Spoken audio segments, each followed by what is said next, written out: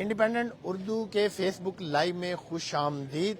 आज हम आपको इस बारे में आगाह करेंगे कि वज़ीर आज़म शहबाज शरीफ अपनी रहायश का मॉडल टाउन, यहाँ पर मेरे अकब में आप देख रहे हैं उनकी जो रहायश गाह है, यहाँ पर इत्तेहादी जमातों का इजलास जारी है, जिसमें वीडियो लिंक के ज़रिए जो है वो साबिक सदर आसिफ अली जरदारी, चेयरमैन पीपल्स पार्टी बिलावल भुट्टो, मौलाना फजलुर रहमान और जो दीगर सियासी जमातें हैं जो हुकूमत की इत्तेहादी हैं उनके जो सरबराहान हैं वो वीडियो लिंक के ज़रिए इस इजलास में शरीक हैं। अब से कुछ देर पहले ये इजलास शुरू हुआ है, जिसमें अटारनी जनरल ऑफ पाकिस्तान भी शरीक हैं और वफाकी वज़ीर कानून आज़म नज़ीर तारड़ और दीगर जो नून लीग की क़यादत है वो भी यहाँ पर इजलास में शरीक है। इजलास में जो सुप्रीम कोर्ट में समाअत जारी है सूबाई इंतखाबात की तारीख के हवाले से, उसका जायज़ा लिया जा रहा है कि सुप्रीम कोर्ट से अगर कोई फैसला आता है जो हुकूमती इत्तेहादी जमातों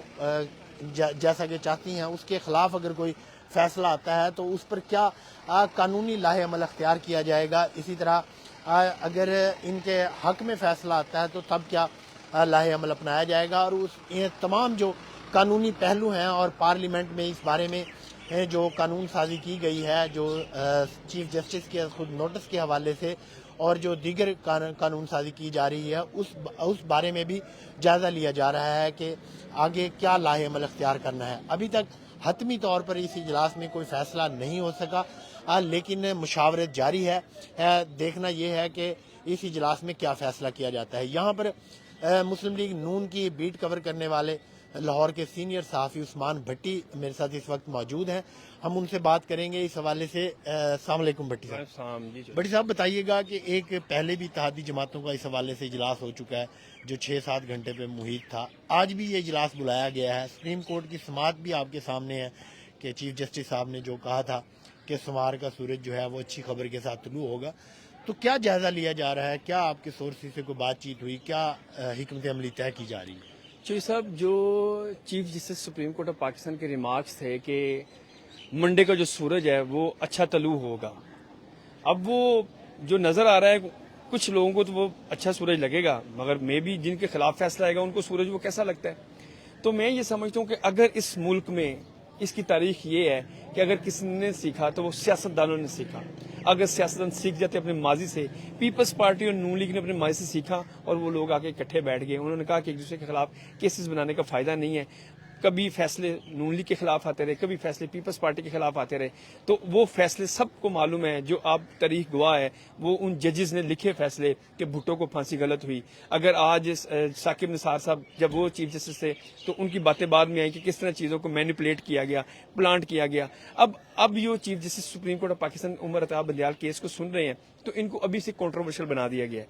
तो मैं ये समझता हूँ कि वो ये डायरेक्शन देते कि भाई जी, अच्छा, हम ये तो एक अमूमी तासुर मौजूद है मार्केट में, कई एंगल से लोग बात कर रहे हैं, कई इसके नुक्ता नज़र हो सकते हैं। हम बेसिकली इस इजलास को फोकस कर रहे हैं कि इनकी स्ट्रेटजी क्या है, ख़ास तौर पे जो इत्तेहादी जमातें हैं ये क्या स्ट्रेटजी लाहे अमल तैयार कर रही हैं, इस पे हम बात। चौधरी साहब, मेरी जो बात हुई बहुत सीनियर पॉलिटिशियन है नून लीग के, उन्होंने कहा कि अगर फैसला हमारे खिलाफ आया तो हम इस फैसले के खिलाफ अपील में चले जाएंगे। अपील में वो ये जाएंगे कि वो कहेंगे कि इस फैसले के खिलाफ फुल बेंच बनाया जाए। फुल बेंच बनाने का जो इस्तेहकाक है वो भी इस वक्त जो है वो चीफ जस्टिस के पास है, क्योंकि अगर पार्लियामेंट में बिल मंजूर हुआ कि जो 3 रुकनी जो सीनियर जजेस होंगे वो बेंच बना सकेंगे, जो 184(3) क्लॉज कहता है, तो अब वो जो इस्तेहकाक है वो कहते हैं कि 3 रुकनी जो सीनियर मोस्ट जजेस हों वो बेंच बनाएंगे। मगर अभी उसका अमल दरामद अभी शुरू नहीं हुआ। तो हमें जो मेरी बात हुई एक सीनियर पॉलिटिशियन से जो कि बहुत करीब हैं मियां नवाज शरीफ के, तो मैंने कहा कि अगर फैसला आपके खिलाफ आ गया, फैसला ये आ गया कि 30 अप्रैल को ही इलेक्शन होने हैं, तो क्या करेंगे। उन्होंने कहा कि हमें फैसलों से पहले ही जो है वो बाइस्ड मुनाफिकतपन नजर आ रही है, तो हम तो इस फैसले के खिलाफ अपील में चले जाएंगे। तो मैंने कहा अपील में अब जाएंगे तो वो भी तो सुप्रीम कोर्ट में जाएंगे। उन्होंने कहा फिर हम ऐसा कोई हल निकालेंगे कि चीजें जो है मुअल्लक रहेंगी, हम भी उस ऑर्डर को नहीं मानेंगे, क्योंकि हम जब कह रहे हैं कि फुल बेंच बना दिया जाए तो ये फुल बेंच क्यों नहीं बना रहे। अच्छा, नवाज शरीफ ने भी लंदन में अपनी जो मीडिया टॉक प्रेस कॉन्फ्रेंस करते हुए उन्होंने भी कहा है कि जब हम बेंच को ही नहीं मानते تو ہم اس کا فیصلہ کیا مانیں گے. تو اس بارے میں بھی کوئی غور کیا جائے گا آج کے, اس کی بھی کوئی حکمت عملی بنائی جائے گی.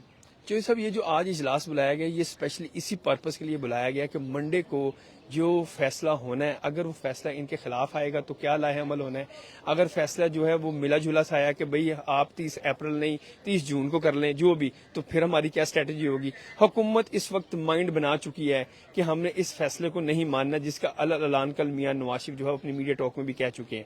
اور یہ باتیں جو ہیں وہ اب نون لیگ کے جو پولیٹیشنز ہیں, پیپلز پارٹی کے جو پولیٹیشنز ہیں, ان کو الیکشن سوٹ نہیں ابھی کر رہے ہیں. وہ کہہ رہے ہیں کہ معاشی اتنی بدحالی تھی کہ ہم نے جب گورنمنٹ لی تو بھئی ہم تو عوام میں برے بن چکے ہیں, اور عمران خان جو وہ اس وقت ہیرو بن چکے ہیں, تو اگر وہ الیکشن میں بھی جائیں گے تو وہ ہار جائیں گے. جو سچی سی بات ہے, کیونکہ لوگ مہنگائی سے بہت تنگ ہیں.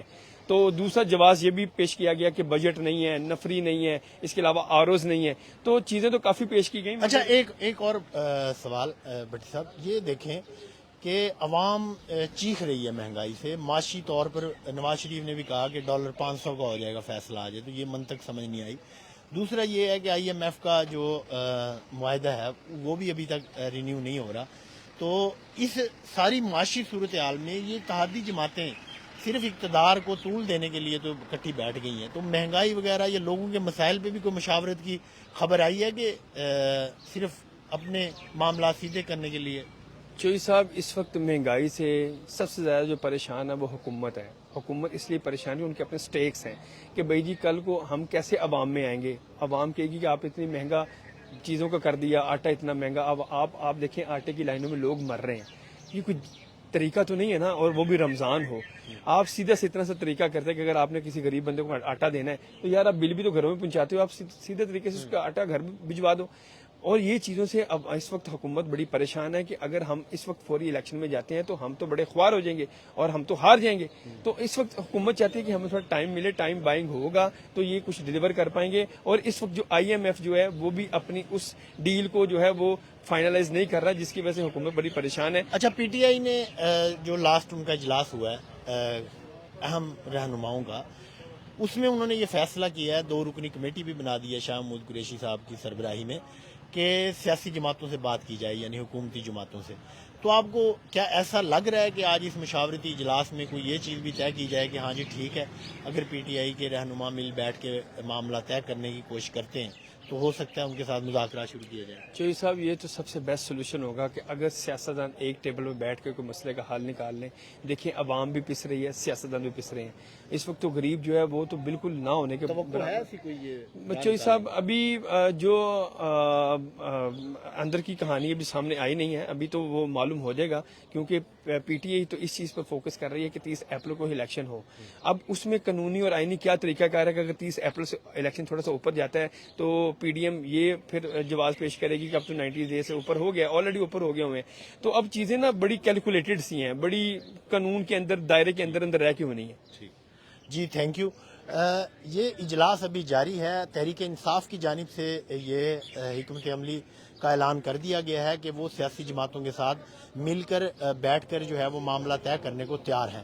لیکن ابھی تک اس حکومتی اتحادی جماعتوں کی جانب سے کوئی ایسا اعلان نہیں کیا گیا کہ آیا کہ اس جانب سے بھی کوئی جو کمیٹی ہے وہ تشکیل دی جاتی ہے یا PTI سے بات چیت شروع کی جاتی ہے, یا عدالتی فیصلوں کی روشنی میں کس طرح سے آگے بڑھنا ہے. اب تک کے لیے اتنا ہی. ارشد چودھری کو اجازت دیجیے.